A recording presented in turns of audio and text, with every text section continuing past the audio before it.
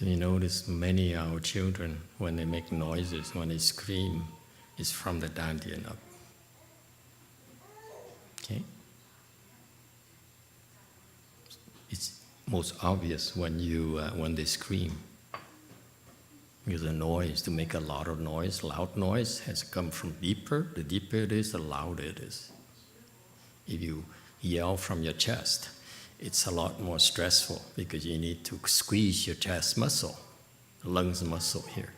Whereas when you yell from your tummy, the tummy is easier to squeeze, especially for those of you who have six packs. Okay?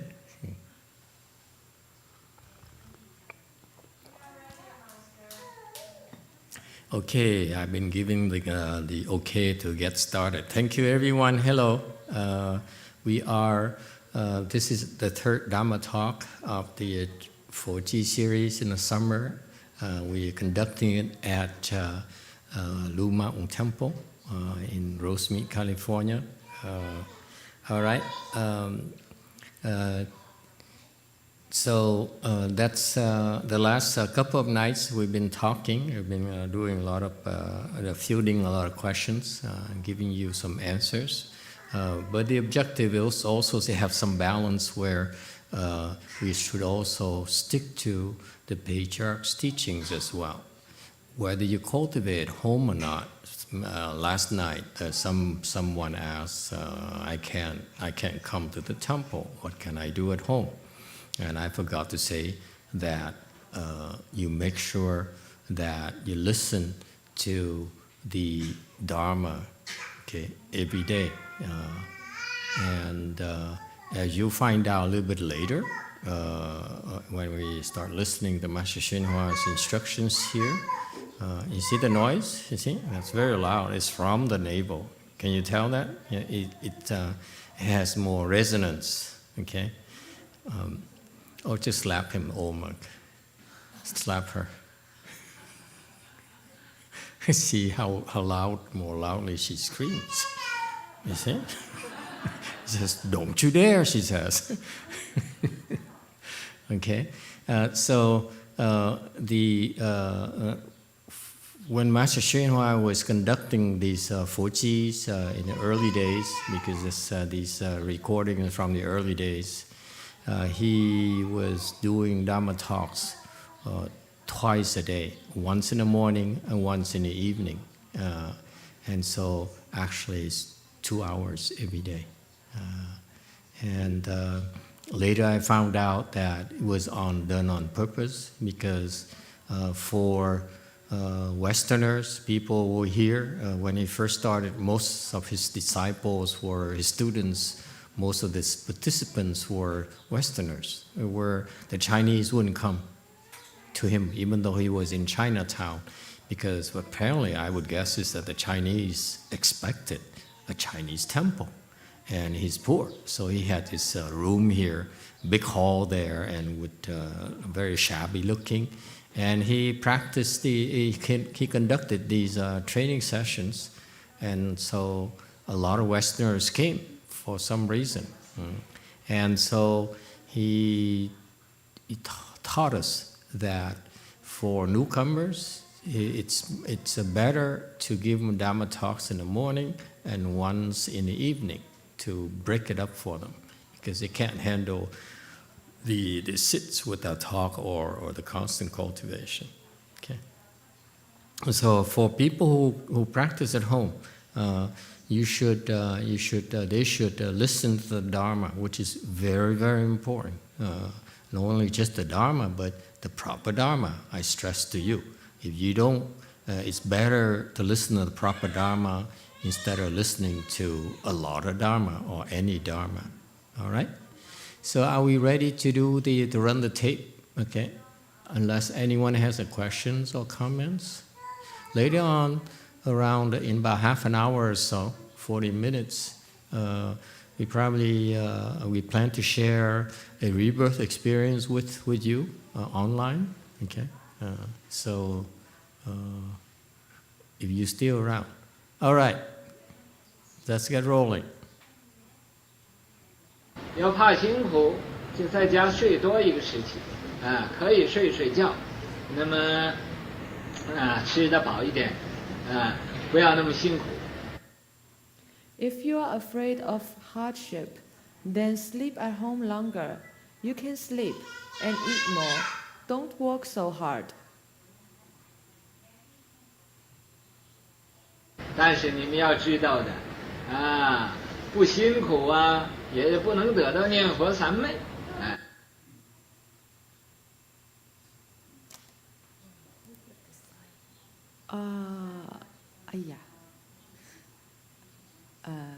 ，Can you do it with the clicker? But you should know, you cannot attain the Buddha recitation samadhi without hardship.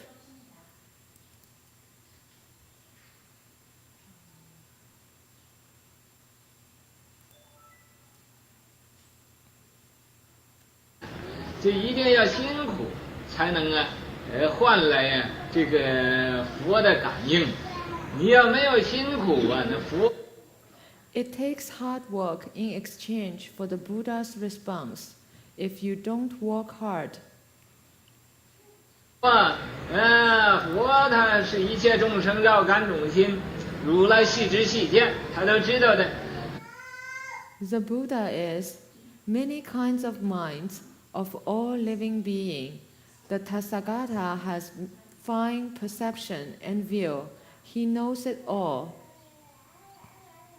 你那就是贪自在，贪享受，不要那么早去念佛呀，在家里睡多一个时候喽。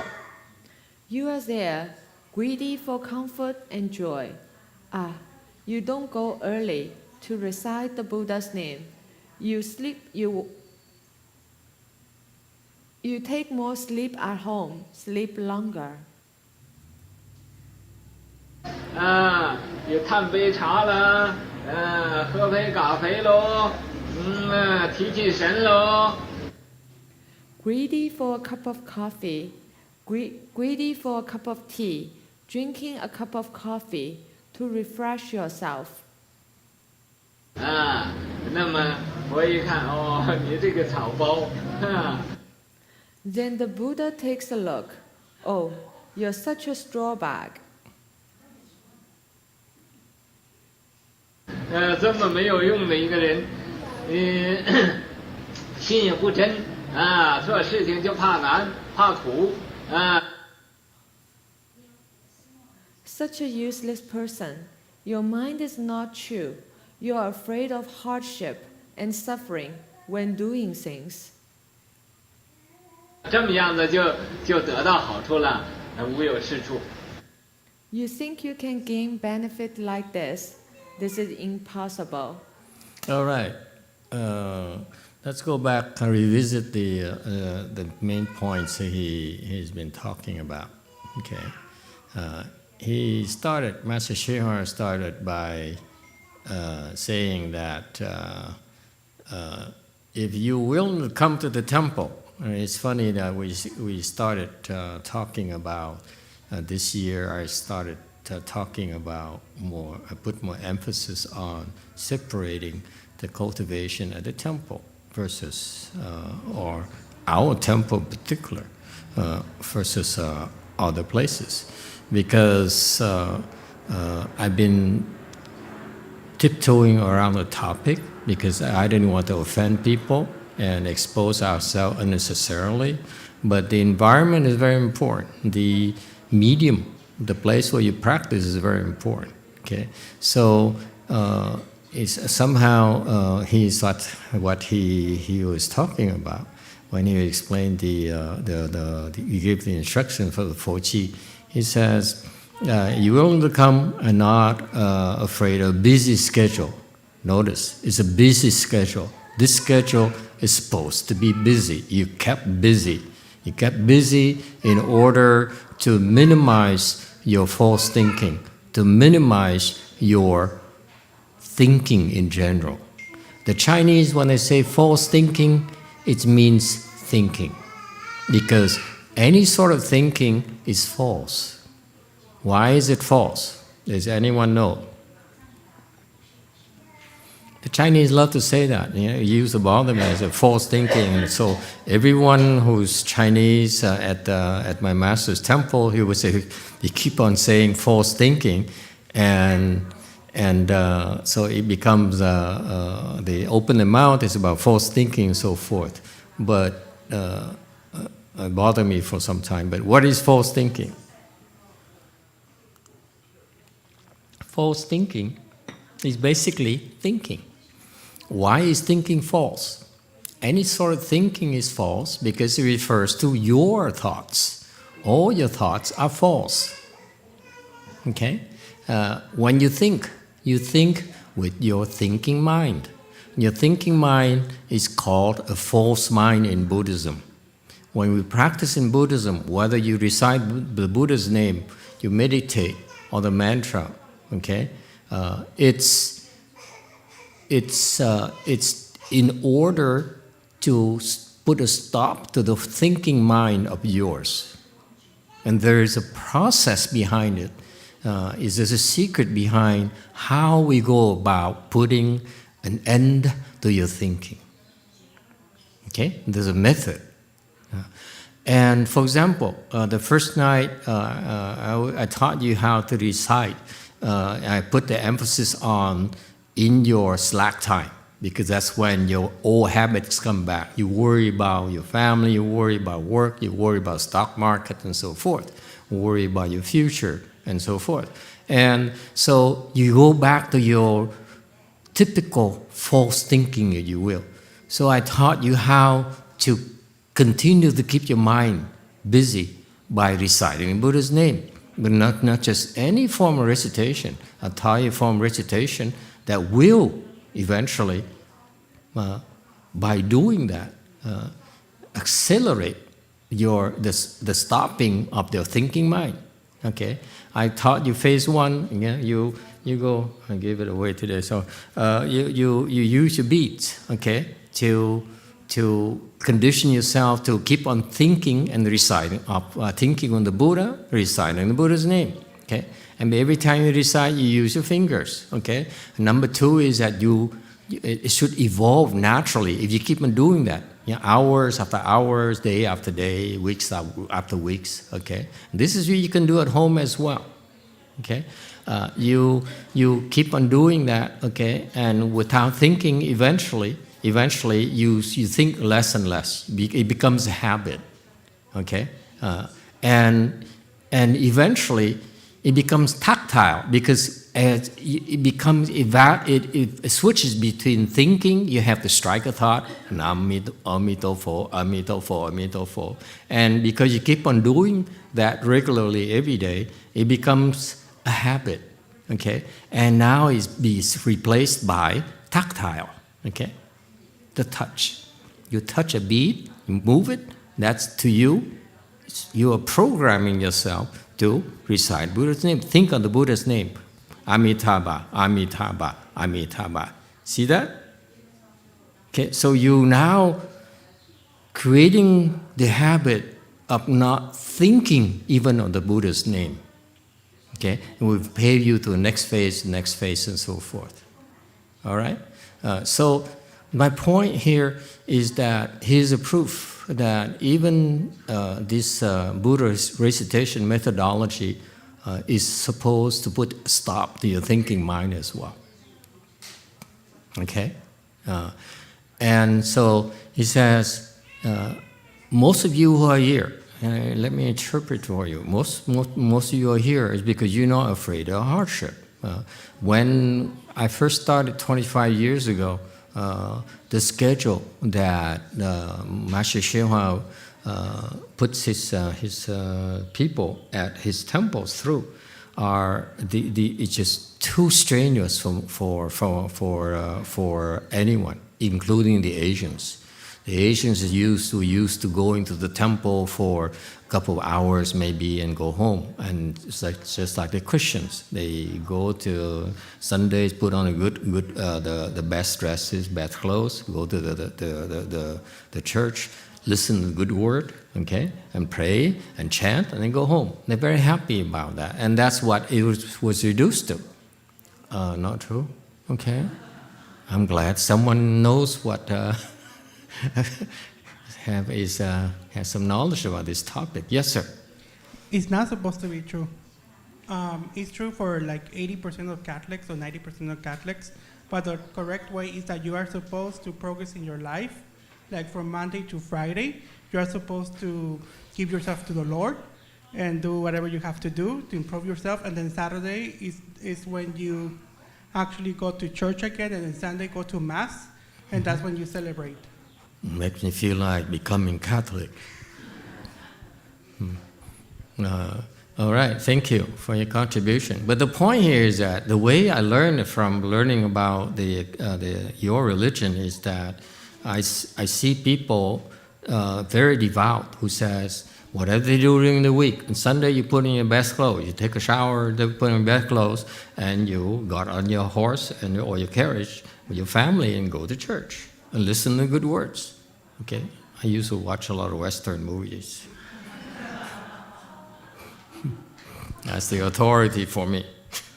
Okay, so the point here is that that's what the Buddhists were doing too in most parts of the world, especially in the U.S. So when Master Hsuan came here and started teaching and became more and more famous, okay, he stood out, okay, with his virtuous conducts, okay, didn't ask for anything, were poor for a long, long time, and in spite of it, they continue on. They never complained. And eventually it caught on, and he received a lot of support, and he had more money, and so he became famous. So a lot more of the other temples would send their monks and nuns over to study, to imitate him. So now the schedule then became. By the time I shaved my head 25 years ago, you are supposed to put in longer hours, okay, when you practice this Buddha recitation, this 4 Gs, okay, and so. But when he first started, he had to spell it out. Say, you're willing to physically come from home to the temple, whatever he called his temple, is just a dump by today's standards. And you're not afraid of being busy, because they are kept busy from the moment they walk into the temple until the moment they leave. So they kept very busy.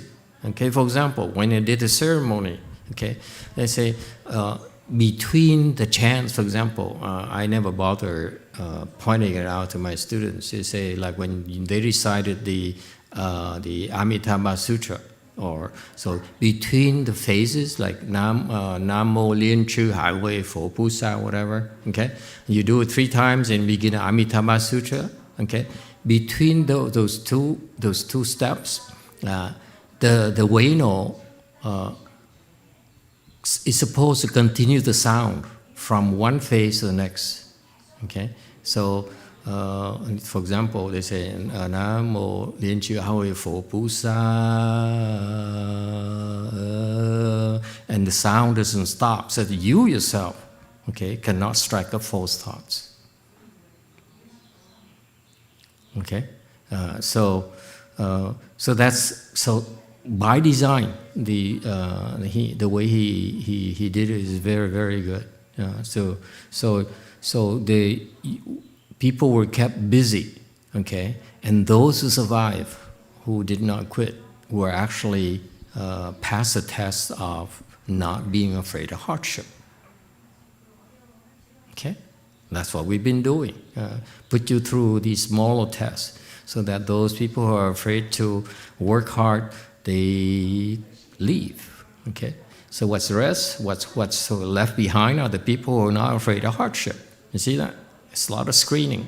And afraid of hardship, go home, eat and sleep. Okay, it's not a problem. However, this is a secret. This is a secret. Okay, you cannot enter the samadhi unless you work hard. This is how Shakyamuni Buddha explained it, taught in Mahayana. Okay, when Shakyamuni Buddha spoke to the Dharma 3,000 years ago, he explained all these things already. And what the patriarchs did is to design the programs to implement all these teachings. So, for example, you cannot enter any recitation, never mind the Buddha recitation. You cannot enter any kind of recitation, samadhi at all, without working hard. It's not possible. That's impossible, he says. Okay? And with the Chinese, he says, I need a Buddha response. Doesn't go well with Westerners. Okay? And again, this is too Chinese for me. But the point here is that the secret of this training here is you have to work hard. If you're afraid to work hard, it's not for you. I'm sorry. It doesn't work. Okay?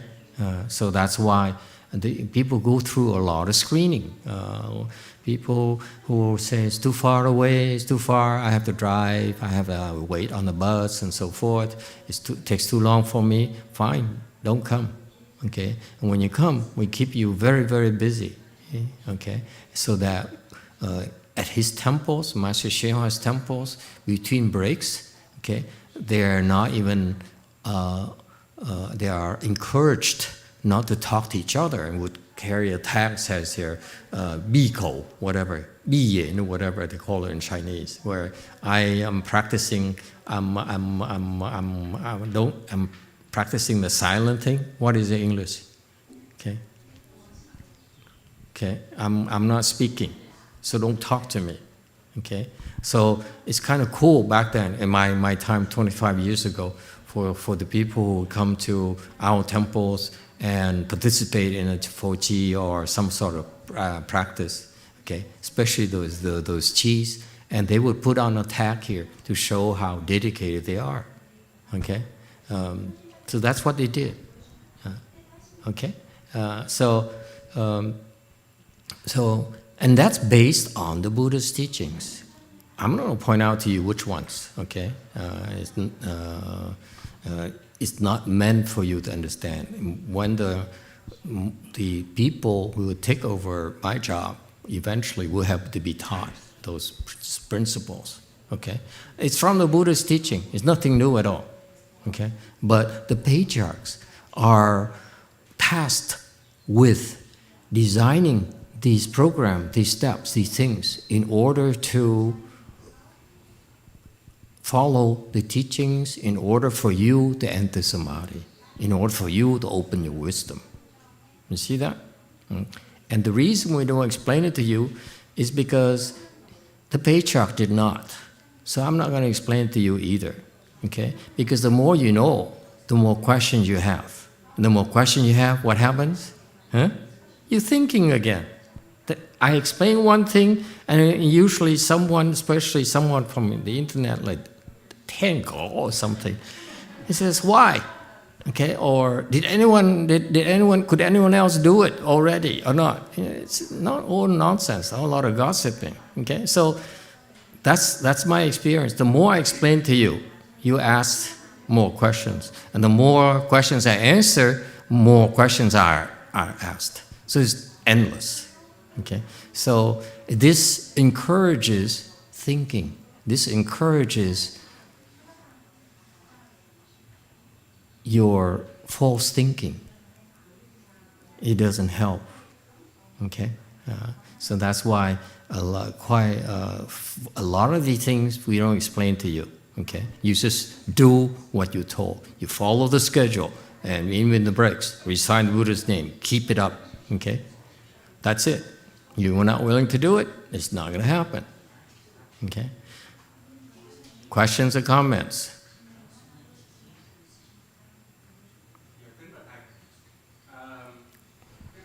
Blue. Green. Dạ, kính bạch thầy, Con cũng có cái không có nhớ rõ hết cái câu của tổ nói, nhưng mà cái đại ý là nếu muốn giảng sanh đó thì phải có tín nguyện, rồi phẩm vị cao thấp là tùy theo niệm Phật của mình nó sâu hay cạn. Dạ xin thầy giải thích dùm cái câu này ở Di Đà Phật. Cảm ơn thầy. Master, I don't remember exactly what the patriarch say, but in general, the patriarch said that if you want to get rebirth to the Pureland, you need to have faith and vow, and then the rebirth grade is depend on your cultivation. Could you please elaborate more? Yes, it's true. Your rebirth rate depends on your level of cultivation, how advanced you got in your spiritual practice. That's a fact, all right?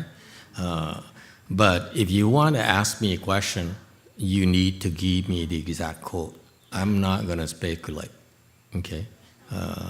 So it's better that you, for the sake of clarity and reducing the gossiping and quoting the wrong people, because, for example, I try to avoid commenting on the other master's explanation because mine tend to be different, okay?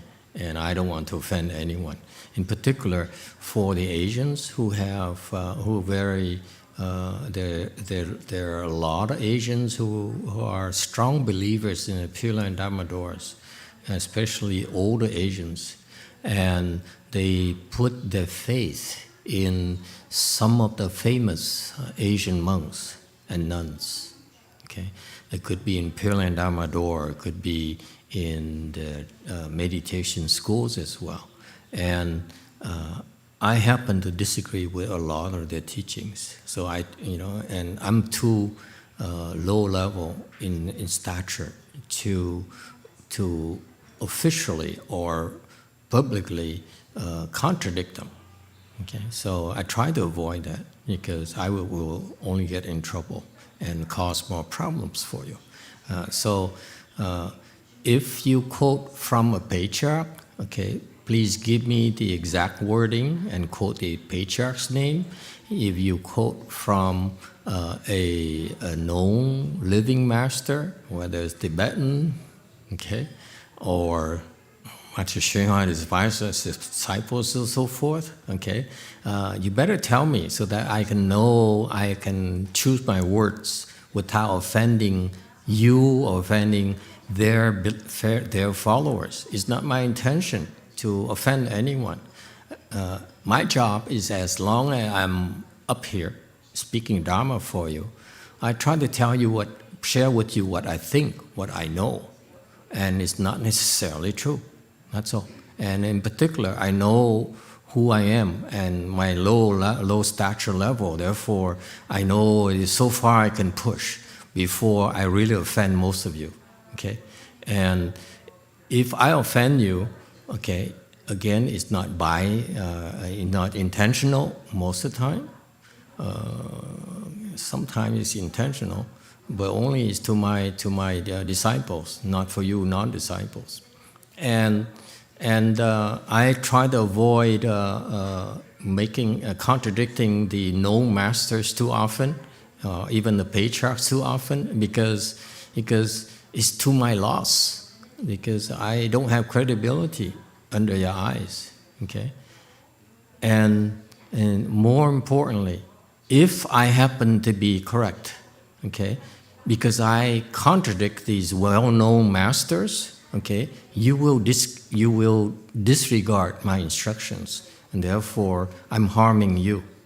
I'm not giving you a chance to practice the proper Dharma, okay? That's why I quote, and I only concentrate on sharing and commenting on the great patriarchs, okay? Smaller monks, I don't have any interest, living or dead, okay? But in general, if the question, the Pureland Dharma door is about faith and vows and what else? Okay, and practice, then it's true in general. That's what the patriarchs teach.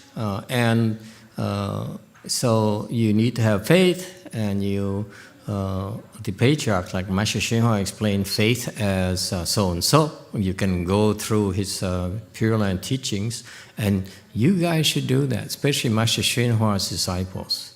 Okay, especially those who are tasked with propagating and his teachings, who especially on his disciples, they translate sutra, distribute sutras, and so forth. They should probably collect these his instructions. What is faith? He explained it as faith in cause and effect, faith in the Buddha Dharma, faith in the Pureland, faith in Amitabha Buddha, faith in yourself, and so forth and so forth. It's very detailed. But actually, that is based on another Pureland patriarch, by the way. It's not original. It's from another patriarch.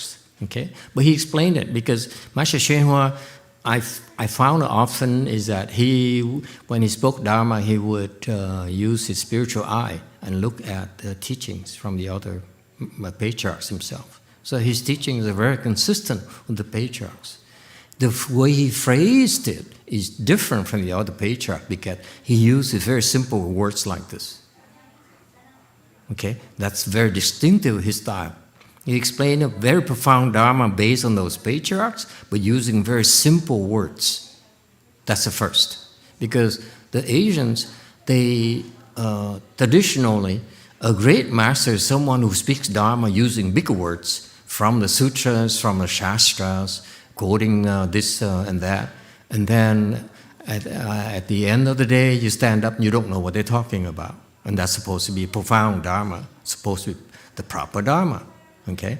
And Master YongHua, I found, is the only one I know of. Whenever he explained the Dharma, he used very simple words that anyone can understand. And very, very little Buddhist jargons. I loved it. That's the only one. Okay? So I'm trying to imitate him.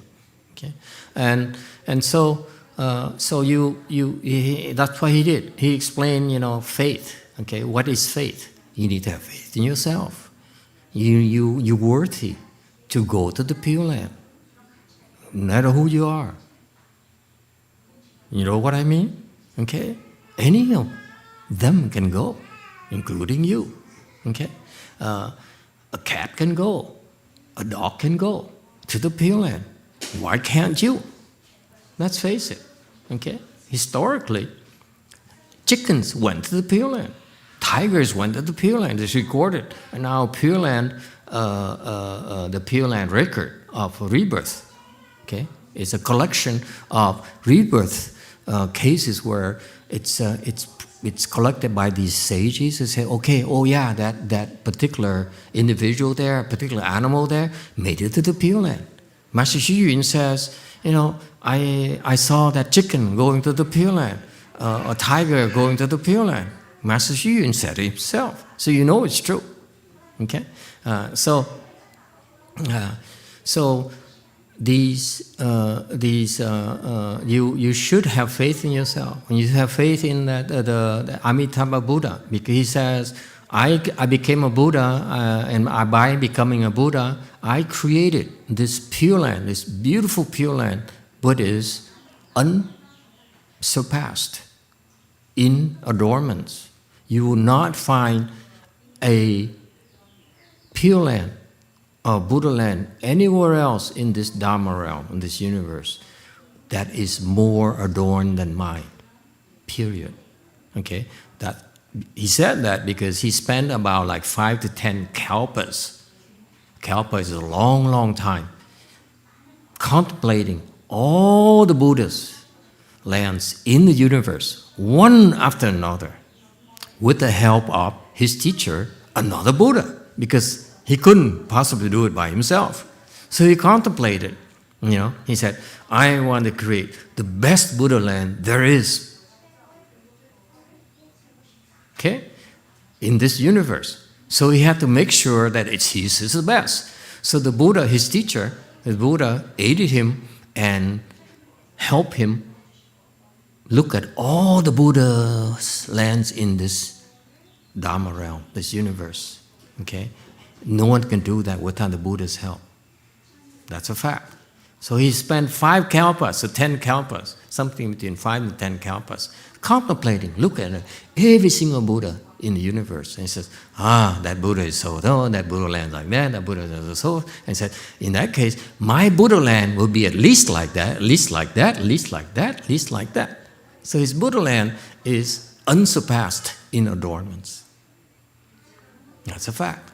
So after contemplating for 5 to 10 kalpas, all the Buddha lands in the world, he spent, countless kalpas later to actually make it come true. Countless kalpas to make it happen. Okay. So, and he says, after it happened, he says, I will create this Pureland, and if you recite my name 10 times with one mind unconfused, okay, I guarantee that when you die, I will come with one yin, with great strength, with a whole bunch of assembly of great sages to bring you back. Okay? And if it's not true, I will not become a Buddha. Meaning that now he's a Buddha, 10 kalpas ago, that means that that vow is true. You can count on that. Okay? You can believe, you have faith in that vow. You can have faith in the Amitabha Buddha himself. So you see, so they explain in detailed ways on all those things. And that's what the Pure Land people like to explain to you. Okay? I'm lazy. There's too much reading for me. Okay? And I don't remember. So faith to me is very simple. Faith is faith in a good knowing advisor. That's the most important ones. Okay? It all boils, to me, all boils down to that. You have faith in, you put your faith in the proper teacher. I have faith in my teacher. I have total faith in my teachers. Okay? I don't listen to them, but I have faith in them. Well, I don't listen because I'm manic. That's different, okay? It's a sickness. But once I can overcome my manic challenges, then I listen to them. Okay. Yes, go ahead, Orange.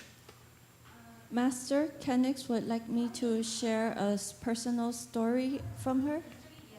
Okay.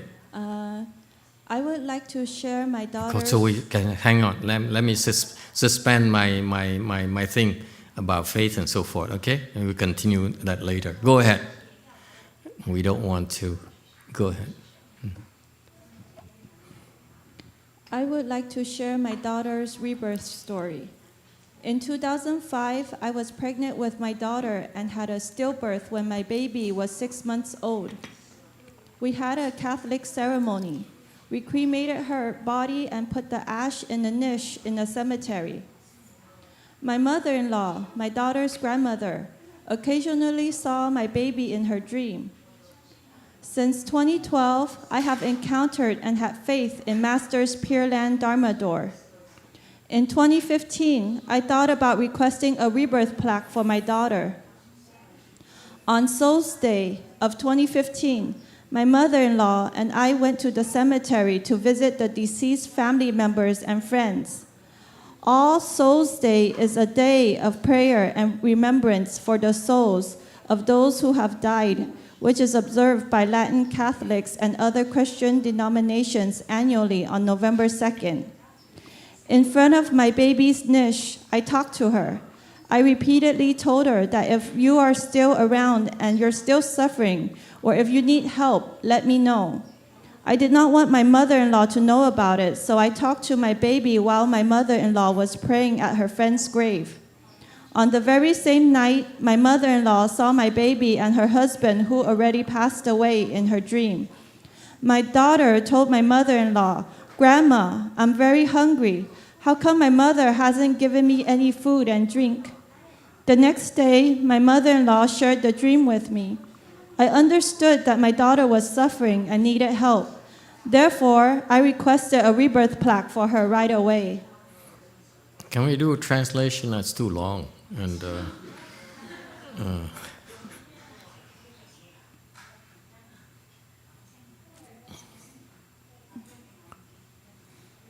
because people's attention span is very short. At least mine is. And I listen to that and I have questions. I have more than one question. I forget what the first one is.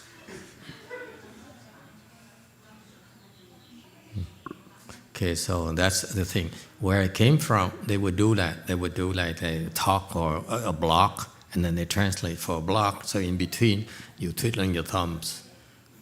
Okay, but for us, I prefer more interactive things where you should be able to ask questions as they arise immediately. That way, you can dump them very quickly. You don't need to hang on to your questions.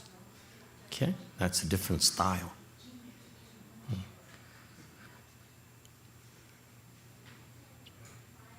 You see, the Vietnamese translation, see the Korean translation very fast, Vietnamese translation, you need to transcribe it. The more you transcribe it, now they have to read it back, and so forth.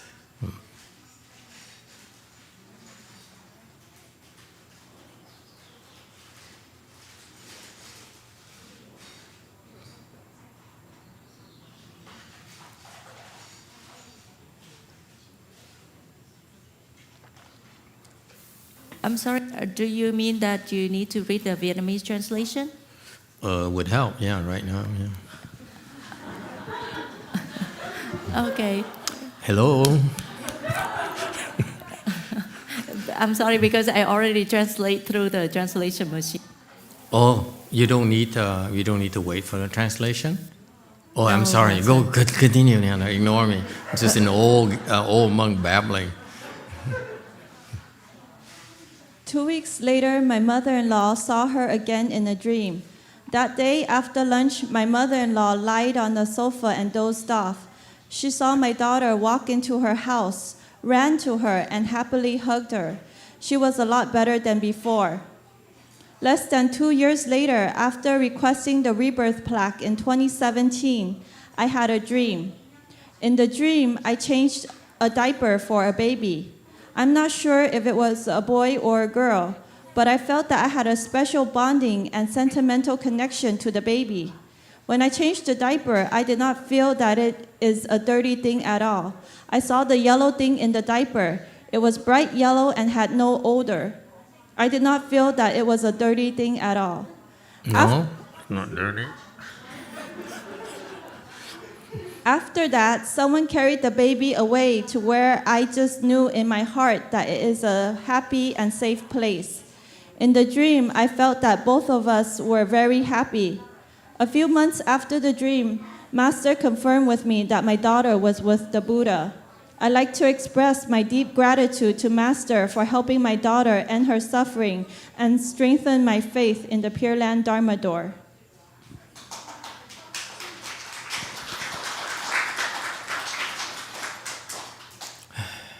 Okay, I forgot what it's about.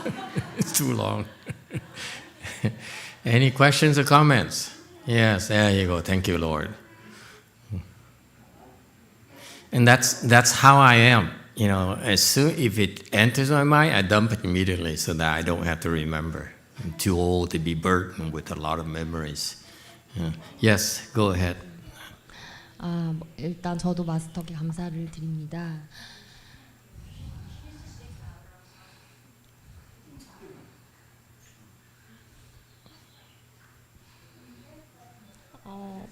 네, 위양종을 다니면서 일정이 바쁘다. 그러니까 보산사에 갈 때마다 이제 스케줄이 바쁘다 보니까 다른 사회생활에서 잘 나름대로 감추며 살아왔던 저의 부정적이고 안 좋았던 부분들이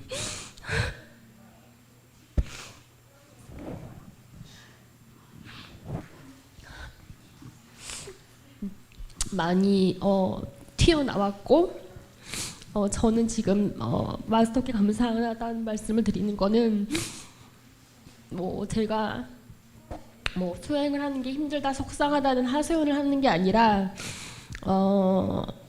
저의 그런 부족하고 구질구질하고 그런 모습들 때문에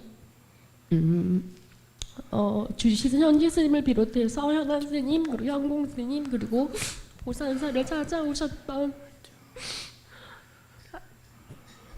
다른 불자님들께 제가 상처를 많이 준 것 같아서 참회하는 마음이 들었습니다.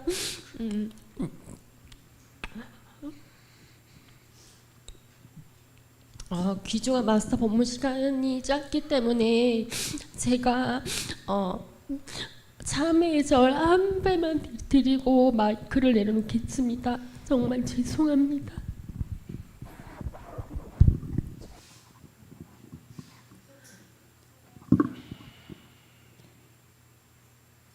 I went to Jewel Mountain Temple, and my schedule was busy. When I was in society, I hide many negative parts of me, and I want to say thank you. I'm not saying that cultivation is hard. I'm not complaining. I understood my shortcoming, and I thank Venerable XA.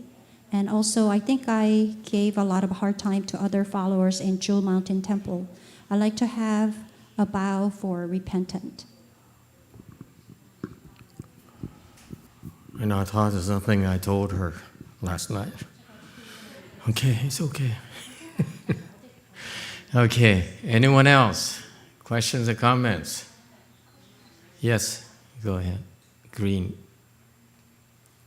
Master,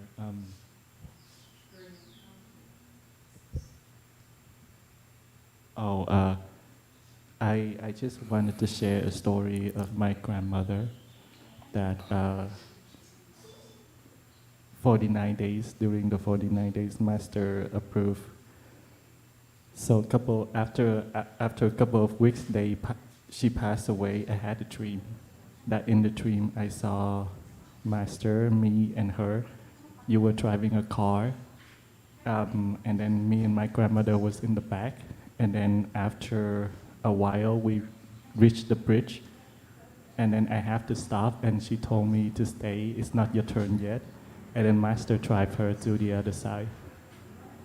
And I think that was the case that my grandmother got rebirth to the Pureland.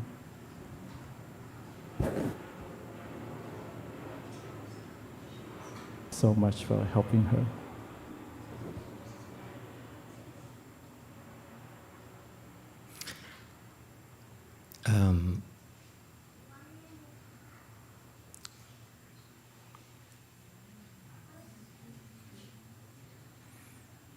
The one thing that most people don't realize is that when your baby dies in this first testimonial, because it's a stillbirth, okay?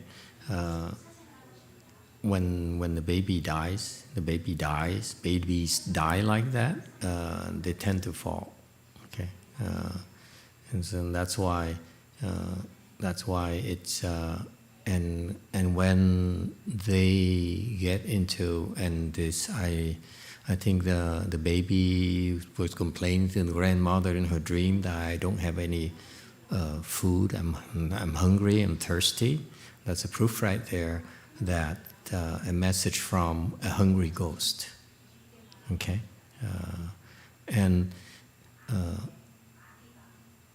It's kind of hard to explain to you that it's not possible for that to happen unless the baby got help.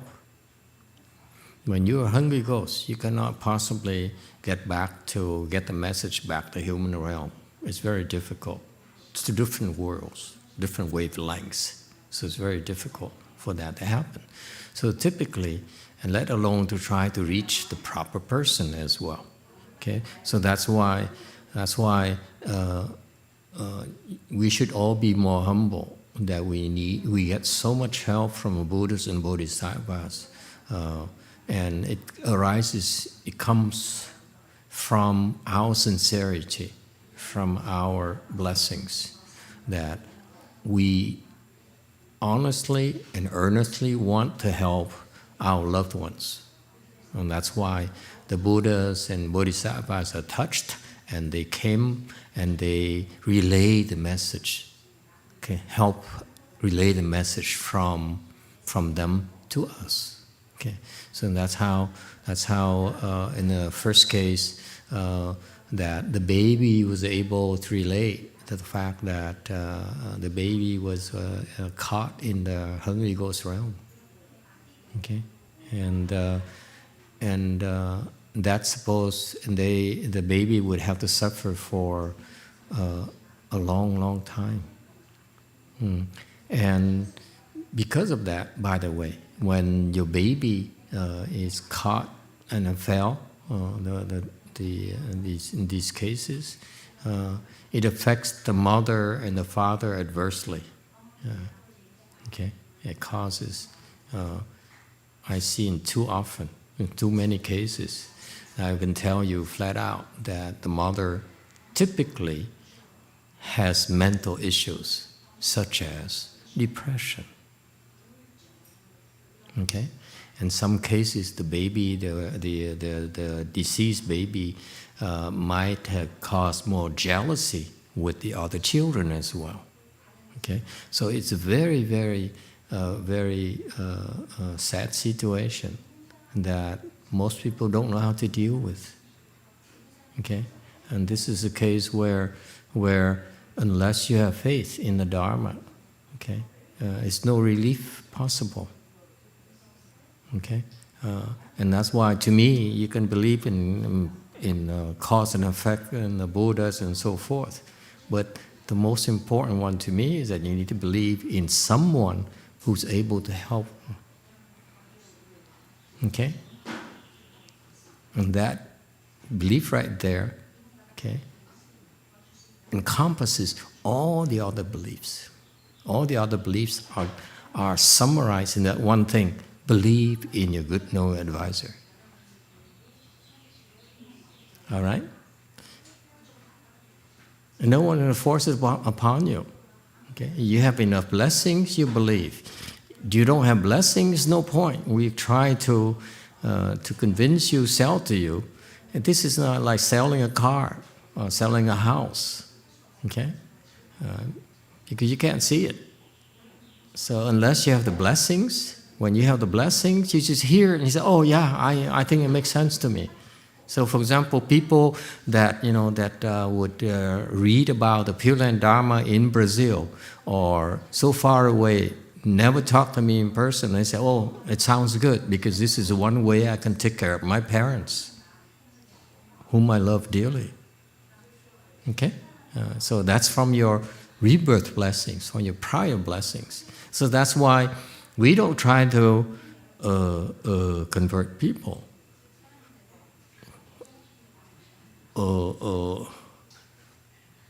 Because unless they have blessings, they can come forever and nothing's going to happen. Yes, Red. Anh xin Phật. Yeah, it's working. Just if you will, put your microphone close to your lips, like you're trying to pretend you're not talking, so no one knows. So put it, cover your mouth, and then. Yeah, anh xin Phật. Dạ thưa thầy, khi con giải thích về cái vãng sinh cho cô em con á, thì cô question con mà con không biết trả lời như thế nào. Là cô hỏi thí dụ như những người như trường hợp như bố mẹ của con mất lâu rồi mà làm 3 năm á, thì có thể vãng sinh được. Thì cái lúc đó thí dụ như họ có family rồi tự nhiên họ chết để mà họ đi đầu thai mà đi lên trên với Phật A Di Đà, thì như vậy có fair cho những cái người family mà họ có hay bây giờ hay không? Con cũng không biết trả lời như thế nào thưa thầy. A Di Đà Phật. Master, when I explain about the rebirth Dharma from my sister, she has a question which I don't know how to answer her. She asked like our parents has been passed away for so long, and then within 3 years after got the black, they can get rebirth to the Pure Land. But let's say if they already have a new family and now they die to go to the Buddha, and they left the new family member there, it sounds like it's unfair to the new family member. Okay? Who says life is fair? What's so fair about you driving a Mercedes and I have to drive a clunker? Seriously. Huh? What's fair about you eating 3 meals and I put my monks and nuns to 1 meal a day? What's so fair about it? The question is not about fairness. The question is that it's just a ngụy biện. What's that? It's a fake argument. Okay, that the underlying reason is that they don't believe what we say. So why should we answer? So for them to get to the question, with the point where what is not fair to the family, the existing family and loved ones, it's because we try to convince them it's beneficial. Stop it. Why should we convince them at all? Who cares? You don't believe that's your life. It's not mine. You see? If you don't want to benefit yourself and your loved ones, it's your choice. We've been revolving in this wheel of reincarnation for so long now. So what's the big deal? Keep revolving. So to me, that I can spend time explaining to you. It's nothing unfair about it. I give an example. If you want to argue with me, suppose I'm you and you are her. Okay, and I don't like you. You have to give me a reason to give you a hard time. Okay, I don't like you. Okay, and you try to mock my beliefs. And I say, speak about fairness. Okay, I get your point. It's not fair that I have a family, I have a wife, okay, I have a husband, and now I quit and I go to the Pure Land. And what happened to my family? I said, my answer is that actually they'll be very happy. Because when I go to the Pure Land, first thing the Master YongHua taught me is I go to the Pure Land, and as my requirement, okay, my contract is that you go to the Pure Land, see Emitofuo Buddha, and say, We're Honor One. I'd like to help my wife, my husband, my spouse, my children to go to the Pure Land as soon as possible.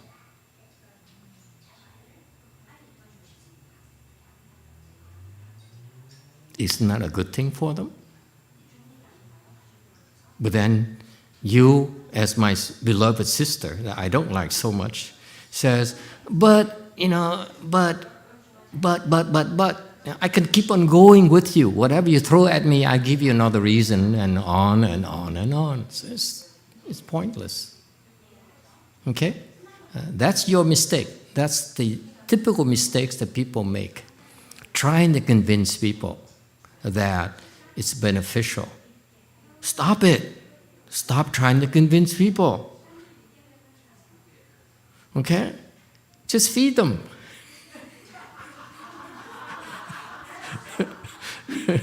Just benefit them quietly.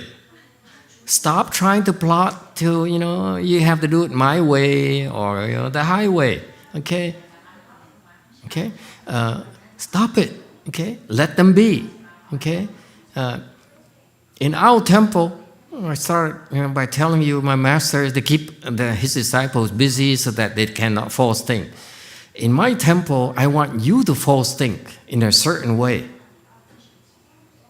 Okay? I want you to false think in what? I see this person, how can I be kind to him? Okay? Even though he's not a believer, I still want to be kind to him regardless. That's the kind of false thinking I want you to indulge in. Not just, I'm here because I want to become enlightened. There's plenty of time for enlightenment. We have a certain enlightenment teaching and all those things. It just can happen that quickly. Okay? Okay? So, your time before enlightenment and after enlightenment, before you go to the Pureland and after you go to Pureland, should be the same. Try to learn about kindness and compassion. Okay? So, going back to the point here is that you're trying to convince her and cut it out. Let me remind all of you, do not try to tell people anything. Do not try to convince people. I tell you what, let me share a secret with you.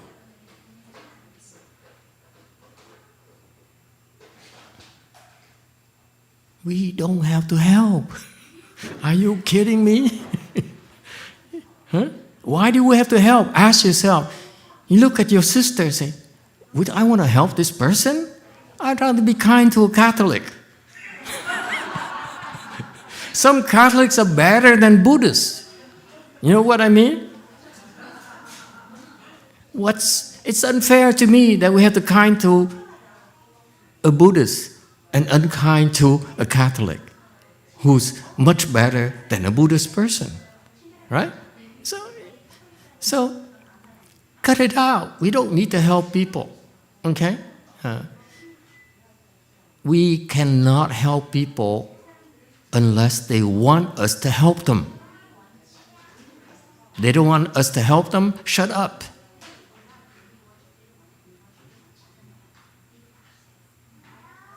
Okay? When I first started, I am the most of the people who came to the temple, only like a handful, I would try to explain to them, and most of them left anyway. So I learned my lesson very quickly. If they need something that we can provide for them, they stick around. They keep on coming. They don't need it, forget it. They go somewhere else. That's all. That's life. Okay, so cut it out. Stop trying so hard to help people. Okay? Most of them are beyond help. We cannot help those people. Face the facts, including your own family members. If they're skeptical and you try to explain the Pureland Dharma door to them, and they said, you are full of nonsense, you shut the door on their face for potential future help. In the future, if they say, okay, this thing that you call Buddhism, they call the Pureland Dharma door, is full of crap, is a pot of crap, okay? That means that it's in there, that's a karma they create in the consciousness. In the future, when they're supposed to receive help, okay, those are the obstructions will prevent them from benefiting from the Pureland Dharma door. You want that to happen to them? I would rather wait until they ask for help than give them a chance to slander the Dharma, slander the teacher, like you try to slander the Master YongHua and see what's going to happen to you. Okay? So that's why stop trying so hard to tell people. And when people talk, there is a rule of thumb that I use. You ask me, I don't answer you. You ask me again, I still don't answer you.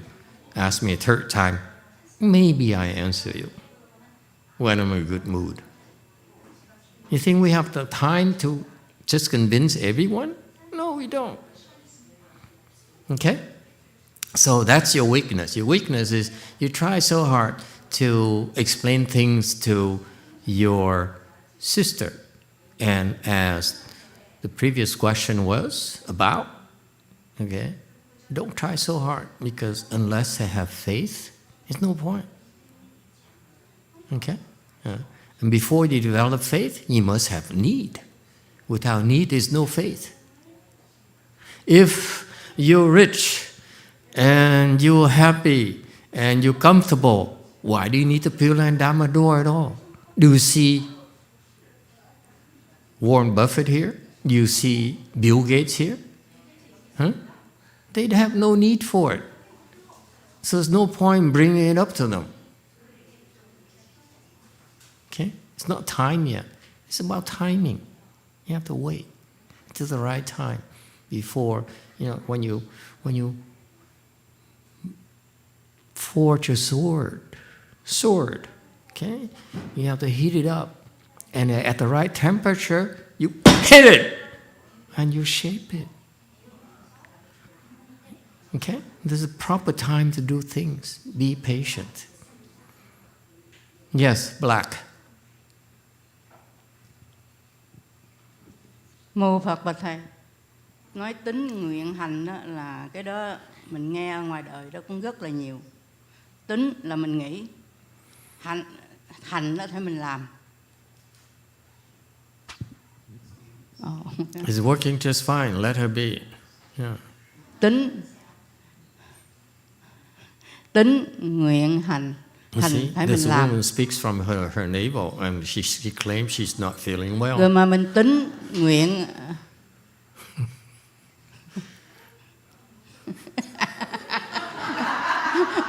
bữa nay khỏe thầy. Hôm qua thầy mướn con cũng không nói nữa. Yesterday he said, I'm not feeling well. My side here, like half of it is numb. I said, oh, sounds like TIA, minor stroke. And they said, I'm going home and get some rest. And now she come back, so I still have that last message, I'm not feeling well. I said, you sound pretty well to me. Yes, go ahead. Mô Phật, thầy tính nguyện hành, phải mình phải làm. Rồi mình nói là tính nguyện hành, mình nói rồi mình không có hành làm sao mà nó được kết quả. Giống mà mẹ Quả Ngân qua đời đó, thầy cũng biết, con cũng chia sẻ rất là nhiều lần. Thấy không? Thầy Quả Ngân á, mẹ con qua đời đó, thầy gia đình con không có ai biết đạo hết. Không có ai biết đạo hết á. Thầy mẹ con qua đời, thầy con lại làm 49 ngày cho mẹ con. Xong á, thầy đó tôi cũng nhớ ơn chỗ này rất là không bao giờ quên. Thầy 49 ngày đó thầy với những Phật tử thì tới nhà để tụng kinh cho má ngọn.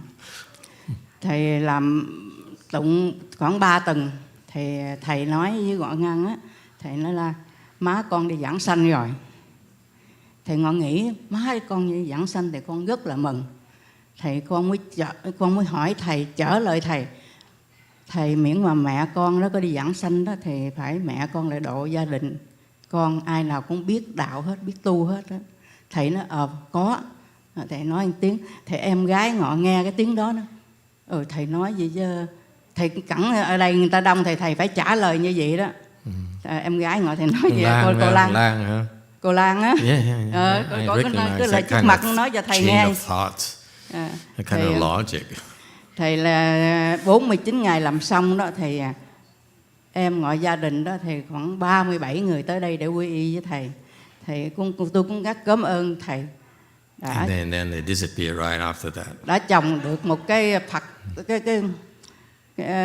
trồng được một cái gì á, cái dụng tử của Phật là cái Phật tánh đó, là thầy trồng được cho gia đình của Quả Ngân. Trồng cái dụng tử cho gia đình Quả Ngân rất là biết cảm ơn. Bây giờ giàu cho cái gì đó thì tụi nó không biết tu. Thì bây giờ thầy trồng những cái dụng tử như vậy đó thì trước sau gì tụi nó không biết tu thì mình cũng rất là mừng. Không có ấy nữa, giàu cho có đọa lạc nữa đó thì không có đến đổi tới tệ đâu. Như vậy. Tôi nói tới đâu?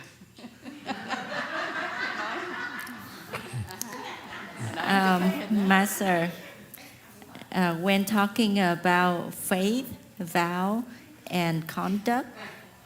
Faith is thinking, and conduct is you do it. If you just talk and you don't do it, there's no result at all. So I would like to share about my mom. I've been sharing around a lot, but I just want to say that my mom that passed away, and none of the family member know about cultivation. So for 49 days, I'm very grateful that Master helped, and I will never forget about your help for my family, because when my mom passed away, you and a few people from the temple came to my house and recite the sutra for her. And 3 weeks after she passed, Master said that my mom get rebirth, and I was so happy. And then I told Master that, you know what, if my mom get rebirth to the Pure Land, I want my mom help all of the family member to know about the way. And then Master answered, yes. And my sister happened to be there, and then she said, you know what, Master just said yes because there's a lot of people there. Of course, he cannot say no. I got 37 of them to take refuge with me. And then after 49 days, my family member, include like 37 of them, came and take refuge with Master. And Master comment that after that they all disappear. And she said, like, even like that, at least Master helped them to plant the good seed. And then in the future, even though if they fall with that seed, they already have, one day they will know how to cultivate, and then it will not be that bad. Vô Phật bạch Thầy. Bởi vì bây giờ qua thì tôi cũng rất cảm ơn Thầy rất nhiều, cũng để trong lòng của Quả Ngân rất là sâu sắc. Bởi vì mẹ con, bây giờ con khuyên thêm một tiếng, ai nào mà muốn trả hiếu cha mẹ đó, thầy phải kiếm đúng thầy đúng chỗ để rước mẹ đi qua bên Tây Phương, là cái đó là Quả Ngân mong ước.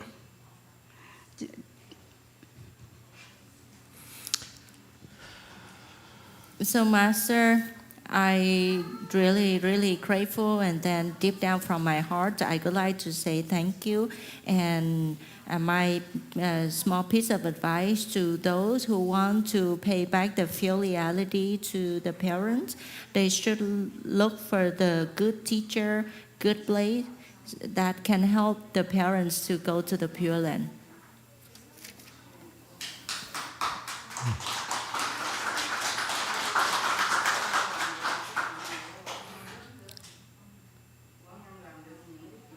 Con đi giảng sanh đó thì mẹ Quả Ngân rất là không biết kể làm sao để trả ơn cái ơn của mẹ mình đã cực khổ như vậy. Bây giờ mình đó có 1-2 đứa con thôi mà mình còn cực khổ tới như vậy nữa, còn ở dưới thế giới này để làm cái gì?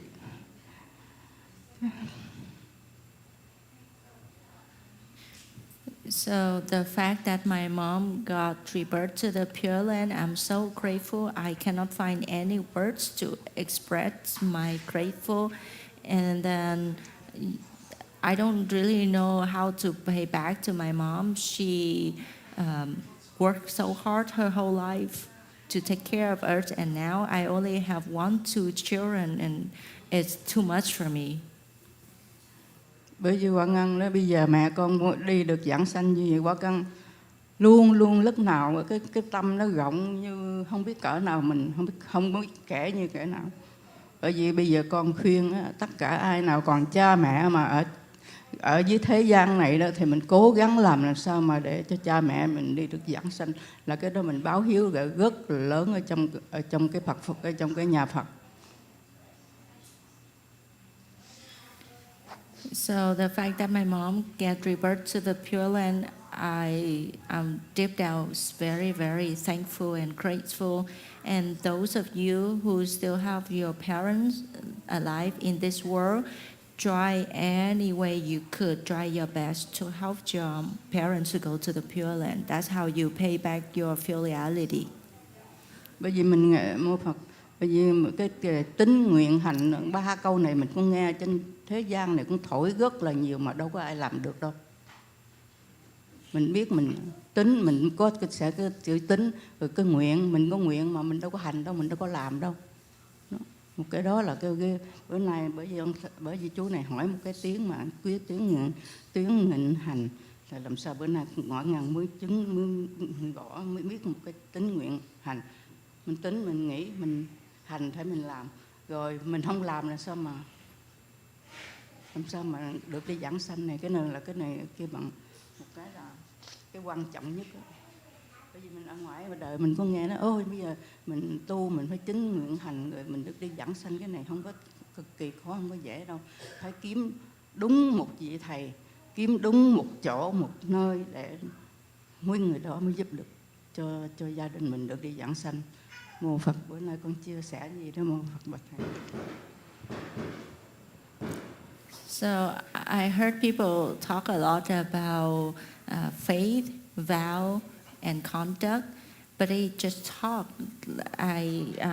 From the gentleman that asking the question, I realized that faith is mean you think, but conduct is mean you have to turn it into real action. If you just talk and you don't do anything, then it's impossible that you get to the Pure Land. So again, cultivation, it's easy to talk, but it's very hard to do. You need to find a good teacher, a good place that able to help you to the Pure Land. Thank you. Very good. YouTube has a question. Tiango asks, Master, Master, what things can we do to secretly help our loved ones who do not believe in the Pure Land or Buddhist Dharma? Some cannot be helped.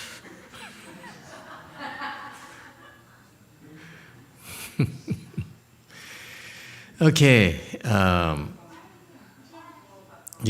Black. Yeah, this woman is very emotional today. Probably if you don't have much time left, you say, can I say this before I go?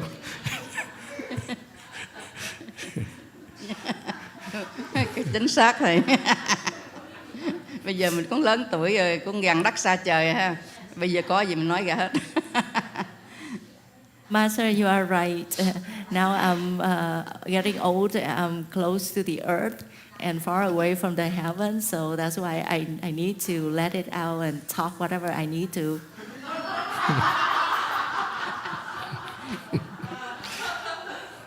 Mô Phật, con Võ Ngân còn muốn chia sẻ một cái điều này đó. Tại sao mà gia đình mình không có ai mà tin để làm như vậy? Thì mình âm thầm mình cứ việc làm đi. Thì một ngày nào cái sẽ là cái bằng giống cái mặt trời nó đã sáng lên cho cái gia đình mình rất là có hạnh phúc. Chứ đừng có nghĩ là bây giờ mình làm âm thầm cho người này người kia đó, không có gì đâu. Cái đó rất là, cái đó là tốt. Cái này Hòa Thượng Tiên Hóa nói ai có tiền hả bỏ vô thùng thơ, không ai biết. Cái đó là cái phước báo của quý vị. Ai mà có tiền ghi lên là cái đó phước báo, là phước báo, không phải của vị đâu. Mà con có nghe cái tiếng đó hoài đâu mà. Donation box, is it? Where is it? Master, I would like to share something. Right there. I should have a red sign, donation box. Like in the family, if And all nobody around, believes, then you just quietly help them. It's just like you just keep doing it, and one day the sun will rise up, and then it will shine on your family and make everybody happy. Because I remember Master YongHua say, if you make a donation, you quietly put it in the donation box, the blessing become yours. But if you put your name into the envelope and put it in the donation box, the blessing is not yours anymore. Okay. Let me make a comment about faith, vow, and practice. Okay? My take is slightly different from the Chinese. You want to learn the Chinese way, go somewhere else. because I'm lazy, okay? I'm very lazy, and I read so much, and the more I read, the more confused I became, because the Chinese is too mystical, okay? Let me simplify it for you. Faith, okay? The Chinese teaching is all precise, all very correct. All the details are there.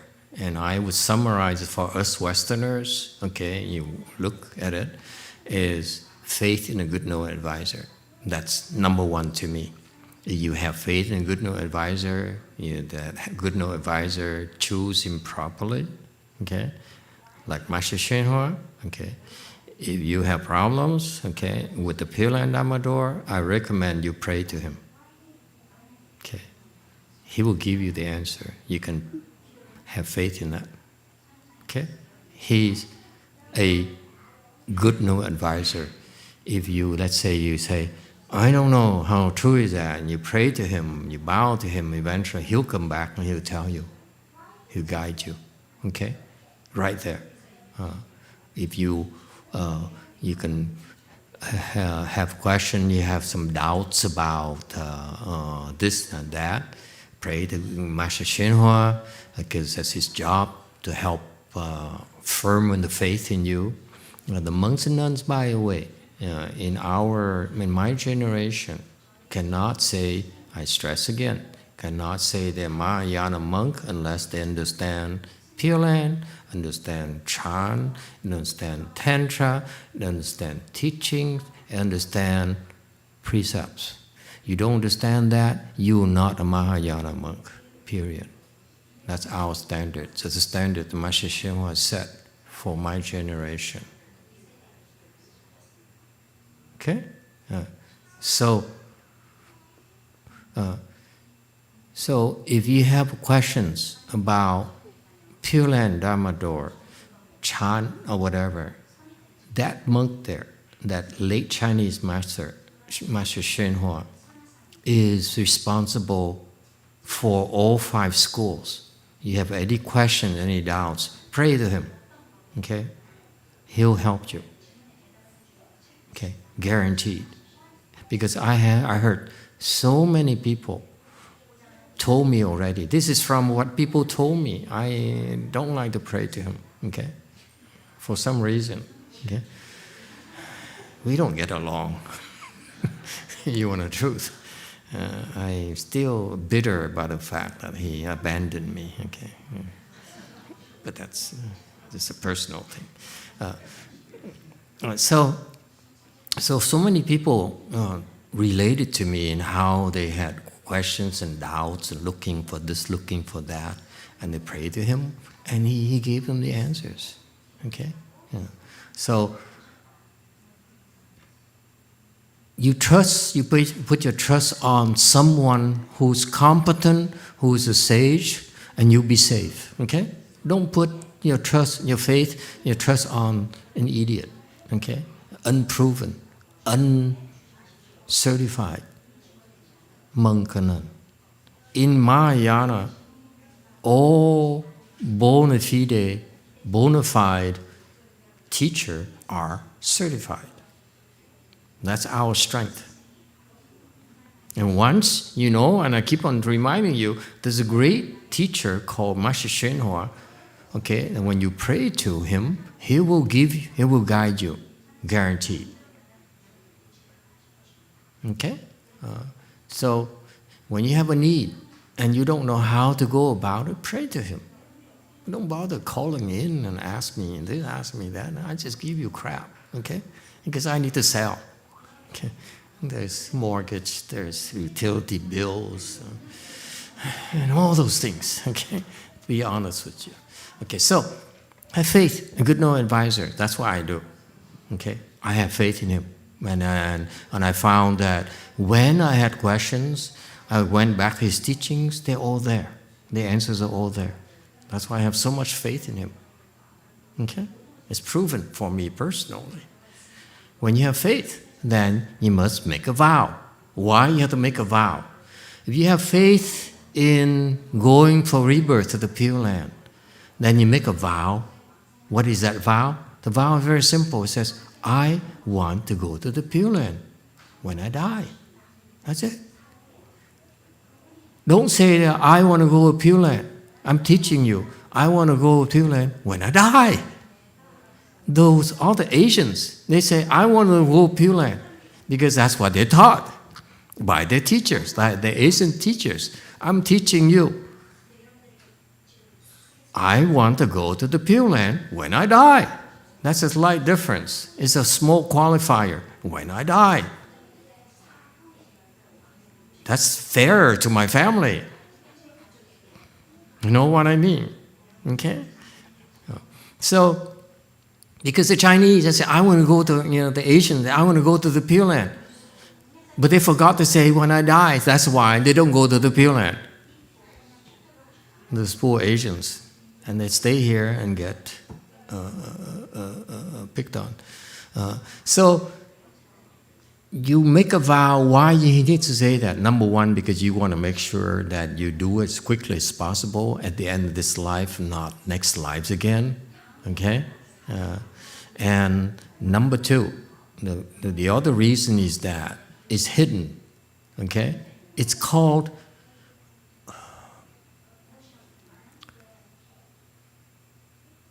how shall I put it for you? Suppose you're Amitabha Buddha. Suppose, put yourself in Amitabha Buddha's shoes. Okay? You have this most adorned Pure Land, the most wonderful place on earth you can think of.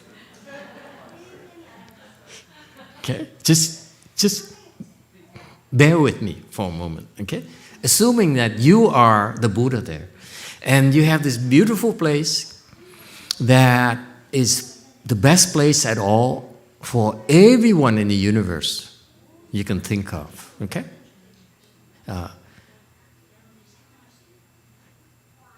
If you're Amitabha Buddha, do you need to go out there and say, can I interest you in coming to my Pure Land? And if you do, I give you a lottery ticket?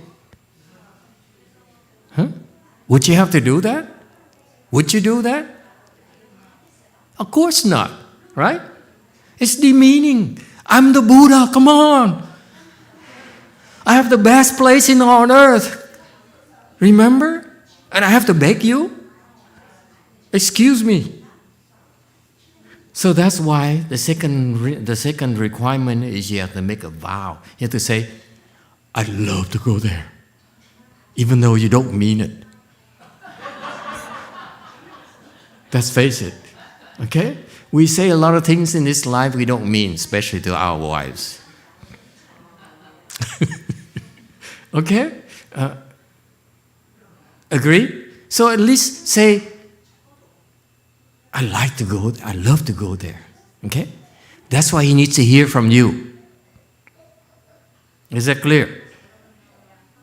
And if you say it with sincerity, it increases your chances of going there. Because if he believes you, then he'll help you. If he says, well, this person is not quite committed, well, I keep her in the back burner for now. Okay? There's a list where it says, definitely yes. And there's a list that says, I'd love to, and a list that says, maybe. You know what I mean? Just in case, maybe. Okay? So there's he has his lists where you want to move to the list where high priority. That high priority list is the one that executed. Is that clear? There's many lists that he has. And you want to go to that priority list by doing something about it. By doing something to make sure you can land on that list. Yes? It's just like you want to win the lottery. What are you going to do? Absolutely. Or go get vaccinated.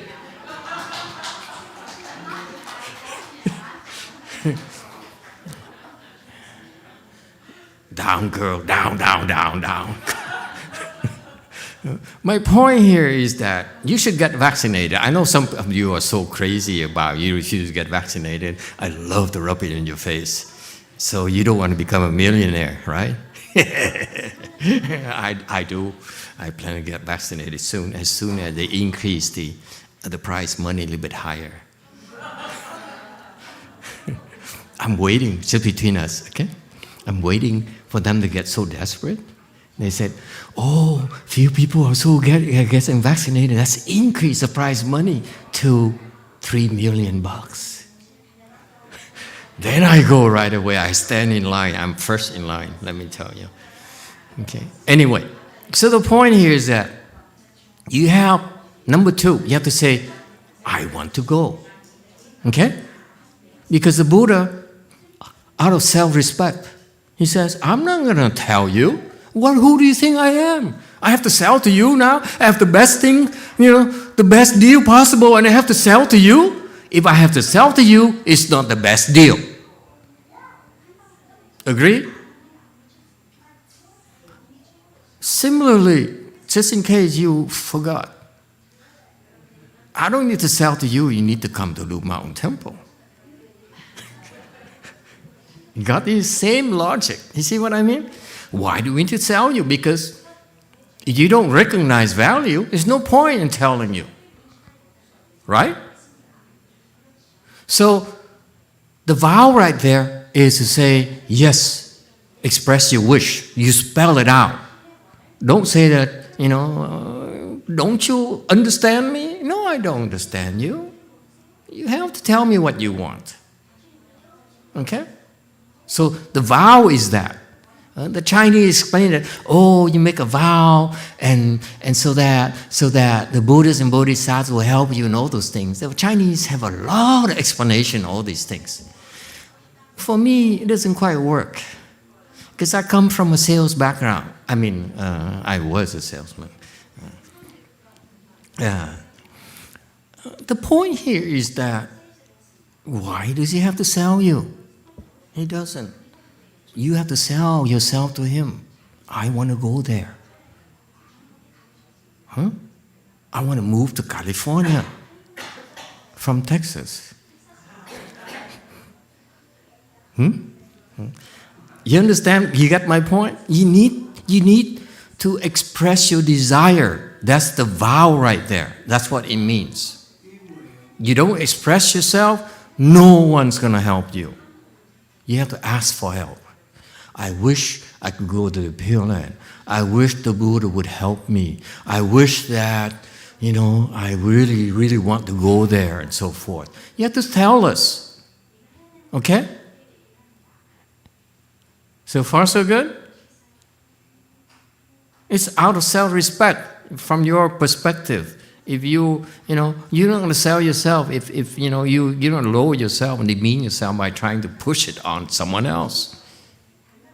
Your treasure on someone else. If they don't recognize your treasure, there's no point in giving it to them, in forcing it upon them. Okay? So that's what the vow means. The vow means that you have to express clearly your desire to go there. Because until you do that, no one's going to lift a finger to help you. No one. And that's why it goes back to the question earlier. If they don't believe, why should we explain it to you? Excuse me. Seriously. We have the treasure. We're the one with the treasure. And I have to convince you to take my treasure? Then it's not a treasure then. Not to you. Why should I give it to you?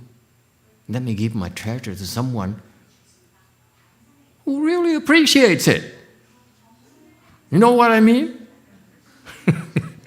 They don't appreciate it, nothing, give it to them. Is it clear? That's what the vow means. Vow means that I clearly explain to you that I want rebirth this lifetime. That's how I teach you vow. Never mind about the Asians. Let them do the Asian way. We don't have time anymore. This is Dharma ending age. Okay? You make another misstep, you're going to miss this boat again. Forget it. Okay? So you make the vow to spell it out to the Buddha. Okay? Then you need to do something, remember, to go on that preferential list. Because they have a lot of lists over there.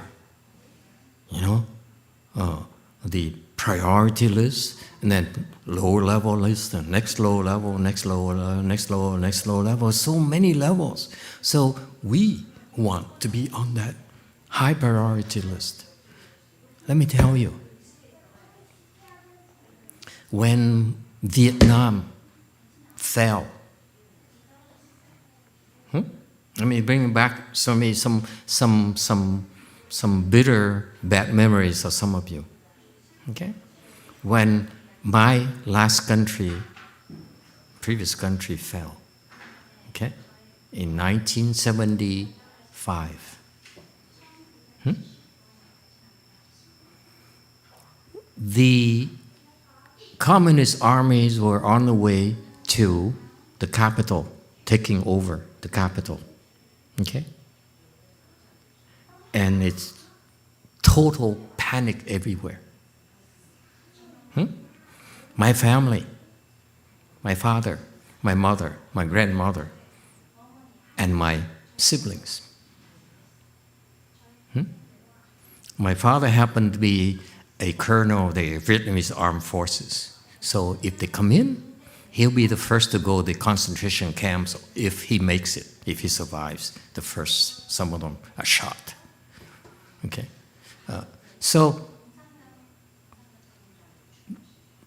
and he made a lot of statements against communists and my mother as well. So they're not on good terms with the communists. So they somehow, their American friends, okay, American soldier friends, convinced them to go to the airport and board the airplane to get out of the country.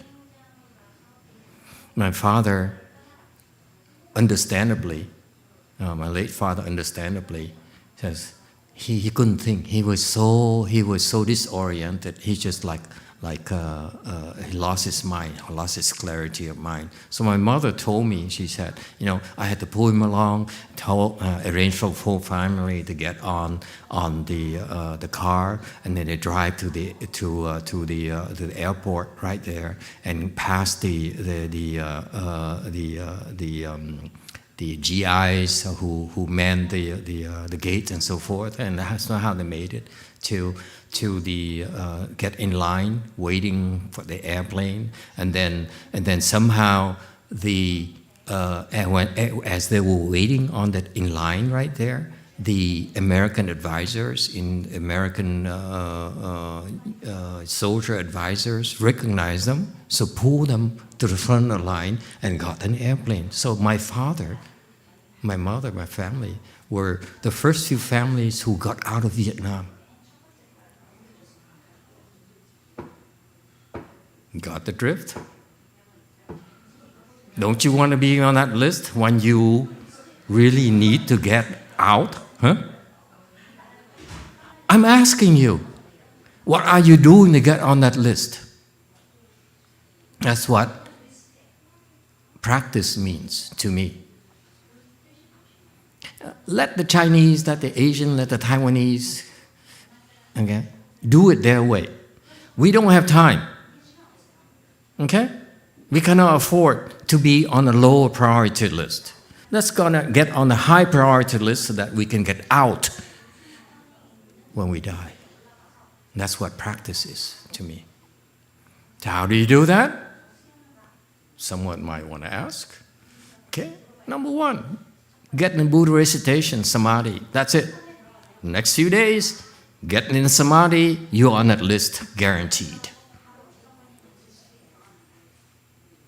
And some have entered that list already. Some made the list already. If you look around you, You might recognize some of them who made the list already. Okay? There's a tag somewhere, you pay attention. Priority list. We have to pay very close attention. Okay? And,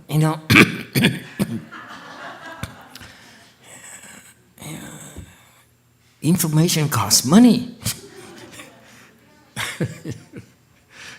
Lots of money, honey. So the point is, you see, that to me, that's practice. Practice is that get on that darn priority list to get out of this place, this mess. What are you waiting for?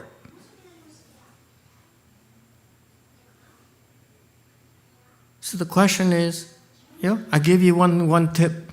Enter this Buddhist station samadhi. That's called self-help. You do it yourself. And those people, some people are capable of doing that. And many more of you, I promise, that you'll be able to. That's why we're doing this. We're doing this in order to help those people to make that list. What do you think? We waste time doing this? Okay, so that's one thing right there, self-help. And then the others, you learn more and more about the other ways to make it. Yes, Green, it's 9 o'clock. Emitofuo, if anyone got to the rest station samadhi, please tell Amitabha Buddha to bring all of us there this very lifetime. All of us.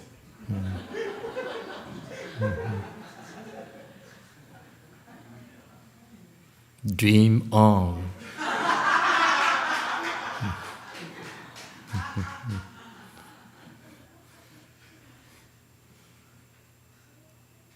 Yes, spy number 2. So we've been talking and many asking about this concept of Tấn Nguyện Hành. So I was thinking if somebody could, well, many people seem to ask and really not even appearing over here, if somebody would actually be able to follow your direction and be here in the Buddha and go through the 24 days, wouldn't that already include a Tấn Nguyện Hành in there? If they participate in this Buddha recitation, isn't that action includes the 3 things in there? The Tấn Nguyện Hành, belief, vow, and practice already? I don't feel like talking to the spies tonight. Next. So You still need an answer? Yes, I do, because yes, I do need the answer because we've been asking. I want to let you down easy so that I don't have to say no directly at your face. It's fine. We get many things on our face all the time at the moment. Some people don't get it when you insult them. No, the answer is no. Absolutely not. It's wishful thinking. Okay? Let me spell it out for you. The practice is you need to get on a list, preferential list. Remember? I told you a very poignant story when your life depends on it. Okay? That's when you understand the importance of being the priority list. You stand there in line in the airplane and hundreds of people ahead of you, and the airplane can only handle 100 person. What are you going to do? Don't you wish to be on the priority list? That's my point. Get on the priority list.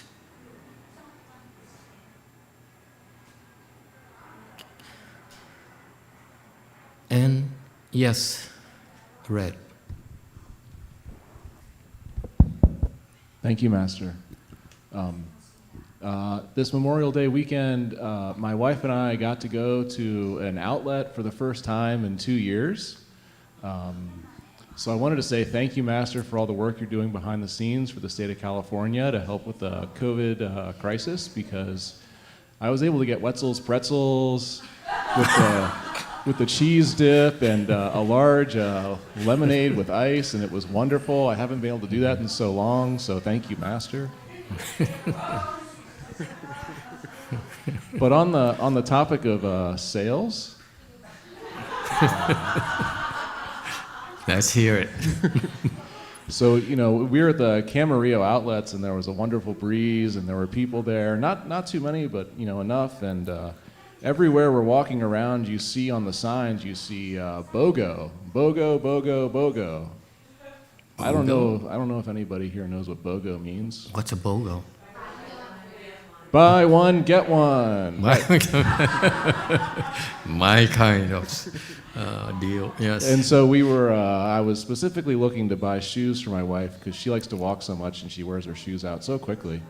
And, and you have to wait for a BOGO? Oh, good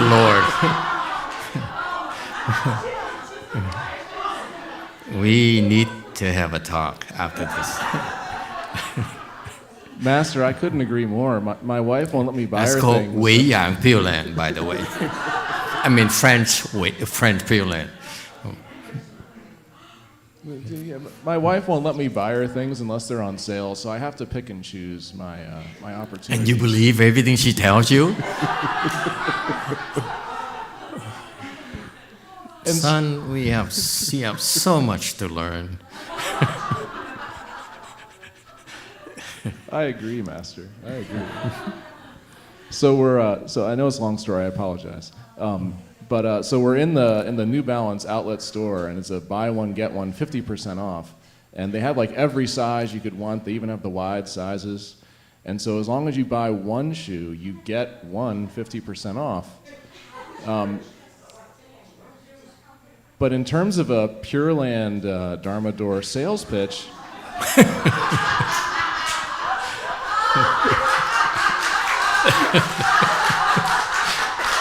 Okay.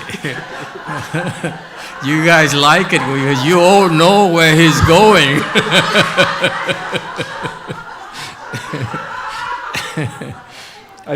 I just couldn't help but I feel like, you know, tears, I'm tearing.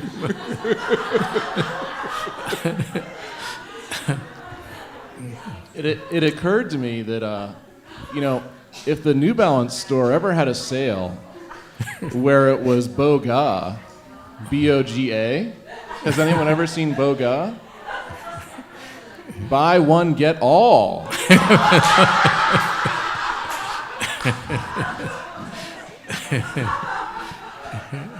What a sale. So if I can buy my one ticket to the Pureland, then I get everybody? I'm going.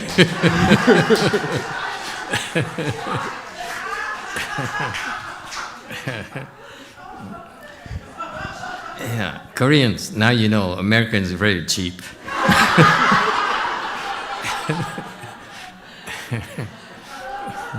And ungrateful.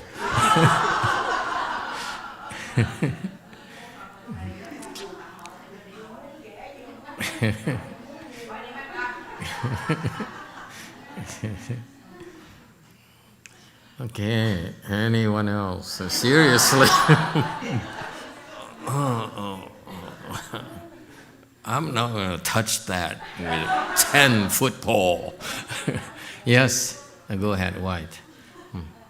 Yellow. A Di Đà Phật. Con có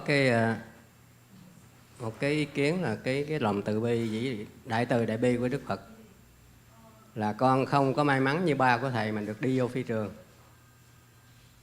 để mà chạy đi, thì con không biết đi đâu, thì chỉ ở lại chờ chết thôi. Lúc đó con là một đại úy bộ binh, thì bắt buộc phải vô trong trại cải tạo thôi. Nhưng mà trước khi đi vô trại cải tạo, con thấy cái điều nguyện thứ 10 của Đức Phật A Di Đà 18 là nguyện 10 niệm thì chết ta rước. Thì đó là cái phao của con thôi. Con không nghĩ đến gia đình, nghĩ đến gì, chỉ nghĩ cái chuyện chết của mình thôi. Mình thua trận rồi.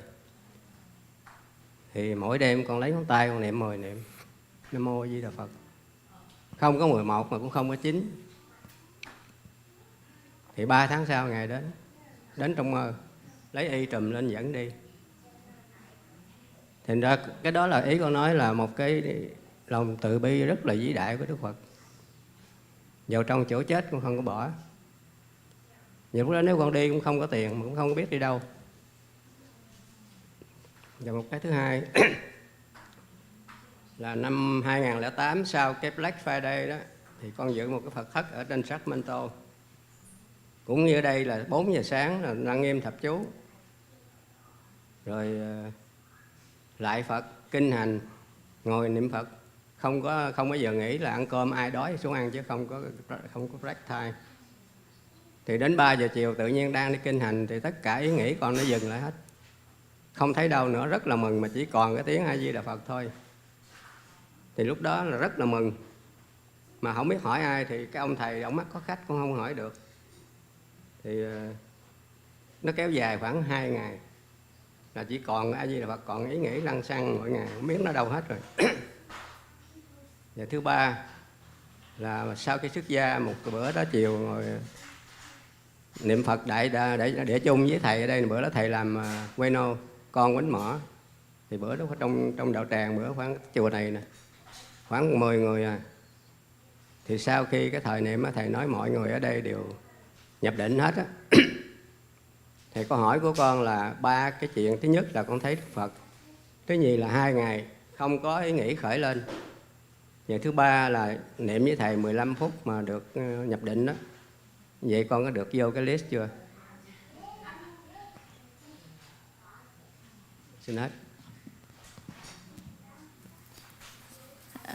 Master, I have a comment about great kindness and great compassion of the Buddha. I don't have the lucky to be like your father, to get out of the country. Back then I was a captain, and then after the country fell, I know like I'm just waiting to die, and then people put me in the concentration camp, and in there I know about Amitabha Buddha vow, and then I hang on to it. And right there, you know, I no longer think about family, but I only think about dying.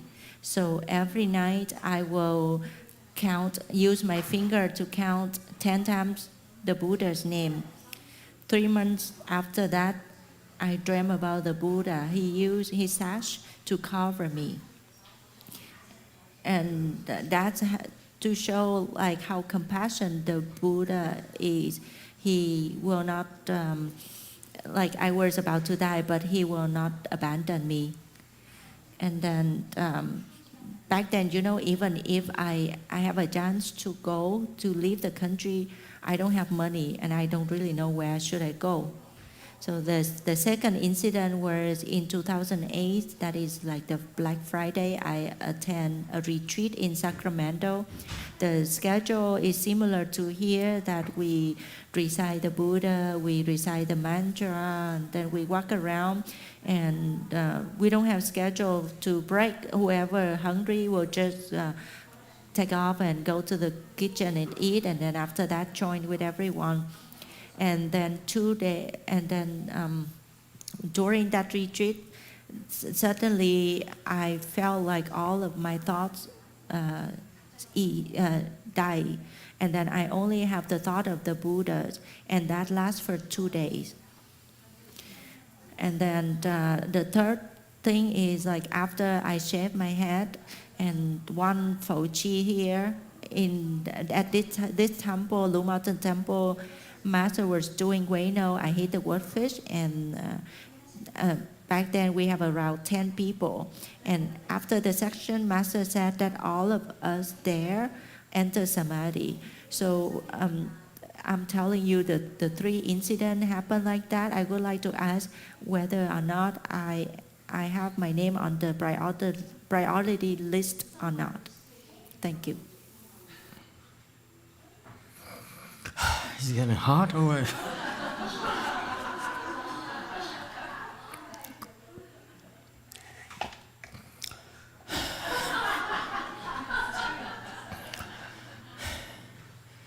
Any other questions?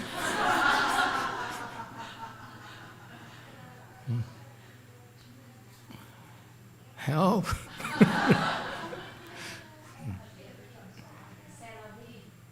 C'est la vie, yeah.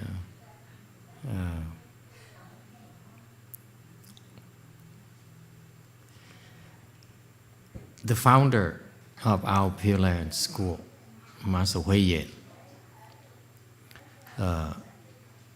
he founded the society, the White Lotus Society, where his temple there, and that's a hint for those of you. He got a way place in the mountain right there, where he founded a Lotus Society, the White Lotus Society, where a lot of scholars and officials who actually resigned from the position, so they went to live with Master Hui Yin to recite the Buddha's name, hoping the rebirth of the Pureland. And they number about 120 of them total. Okay, and it is said that every single member of the White Lotus Society attained rebirth to the Pureland.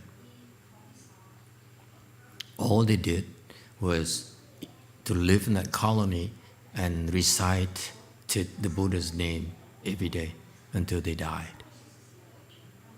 Okay, so if you have such an environment, it's very possible.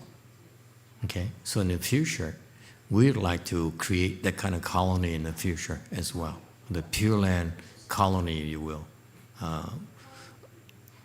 because the Dharma door itself is that you create the proper environment, the proper Dharma door, the proper people to hang out with. You remember, these people relinquished a lot of worldly things. They gave up their jobs, their luxuries in life and so forth, and dedicated that towards rebirth, the efforts of rebirth to the Pureland. You have that kind of mindset. To me, it seems to be a precedent for being able to enter the Buddha recitation samadhi. Okay? So I buy that, I believe that. I really believe that all of them made it because of that kind of structure, practice. Okay? So anyway, so the Pureland Dharma door has thanks to the patriarchs, has a certain ways of practices that will enable you to enter this Buddha recitation samadhi. And the later patriarch, the succeeding patriarchs, jobs a little bit harder. They had to devise other means for people with low level blessings to be able to enter the Buddha recitation samadhi. And that's possible as well. And the one we're doing right now came from a great Chinese patriarch, Pureland patriarch in Master YongHua. Because we're studying it right here. We're studying his instructions right here. Okay? He gives us a lot of clues on what to do. Okay?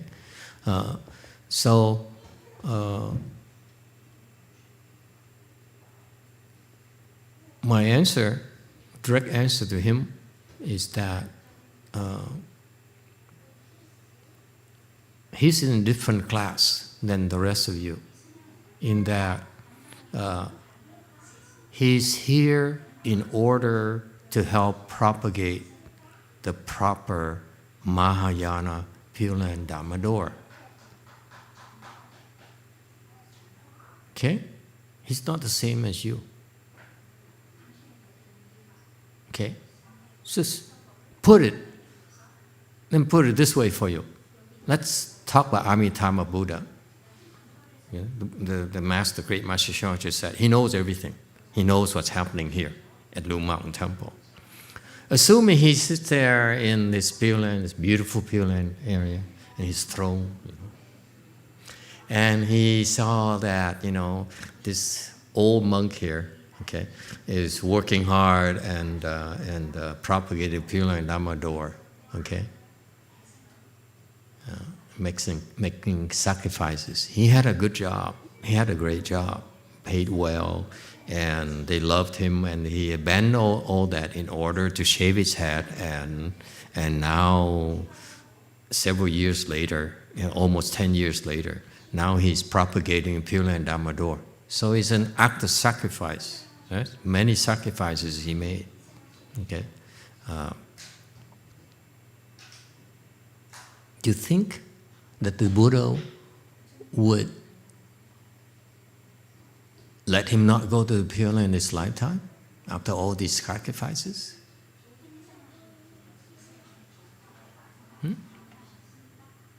So I don't want to give him a direct answer. I shift the burden to the Buddha. You know what I mean? I say, we're honored what? He's a good man, a decent man, and an old man. He likes it. He's been working so hard, and we don't let him die. Okay? He says, we're too busy. We cannot afford to let you die yet. Hang in there a little bit longer. Okay? Okay? He could go to the Pure Land. But he said, no. You can't die yet. Okay? Give us another 10 years. Maybe 20.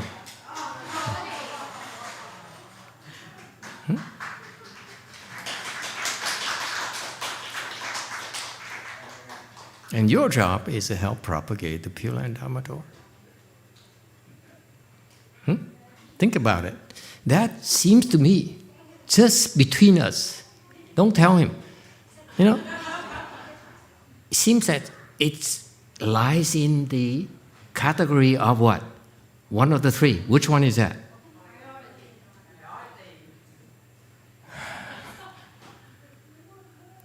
Yes.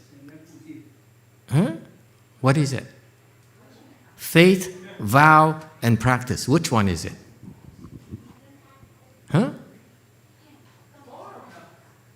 All of them. Right? All of them are complete. Right? It says, I have faith in the Pure Land. I have faith in Buddha. I have faith in, and so forth. I want to go there badly. Okay? I'm making sacrifices to go there. Okay? I'm so tired, I'm so sleepy, but I still have to be here and sleep in the Buddha hall instead of my comfortable bed and so forth, from 4 in the morning until 10 o'clock at night. See that? To me, it seems to be meeting all those 3 requirements, okay? Big time. Yes? So if you do that, that's what you do when the Buddha has been preaching. Okay? You think the Buddha is going to say, nah, I don't know. I'm not sure about this guy. Okay? And word gets out. How can I continue to, say, Amitabha Buddha, he's cool, he tells you all these things, and you do all these things, and once in a blue moon, one of them don't make it. You see my logic? It's no longer my answer. Ask the Buddha that. You should ask the Buddha. Don't ask me and give me a hard time. Do you have faith? You see, I turned the table on him. Do you have faith? You have faith? If you really have faith in him, do you think he's going to let you down?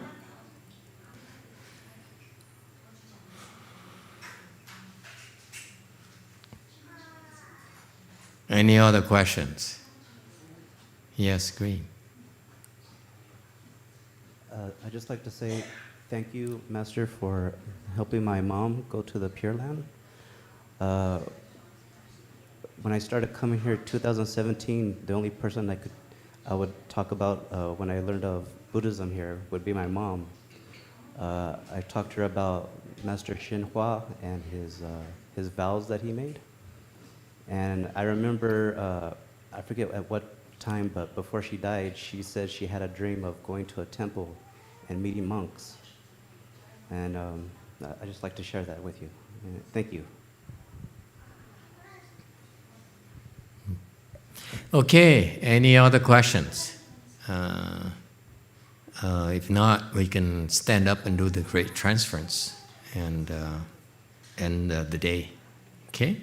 Thank you all for coming. Good questions.